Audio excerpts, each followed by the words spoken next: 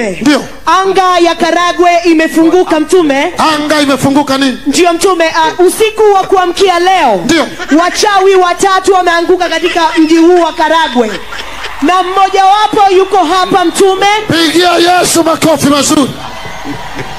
Wachawi niliwaambia jana. I told you yesterday. Hebu rudia hilo. Wachawi 3 wameanguka katika mji huu wa Karagwe usiku wa kuamkia leo. Usiku wa kuamkia leo. Ndio mtume, anga ya Karagwe imefunguka mtume. Pigia Yesu makofi. Bendera ya Bwana imesimamishwa katika anga. The flag of the Lord. Ubalozi wa mbinguni umetawala anga. And the heavenly embassy have rule over the sky. Mwingine yuko hapa. Mwingine yuko hapa mtume, wengine wameondoka. Wameenda wapi? Wamekimbia mtume, lakini kufa watakufa wasipokoka. Matomaso wengi wameona hao wachawi wakianguka usiku wa wako wapi? Matomaso wako huku. John. Unajua kwa nini wanamfunika? Kuna watu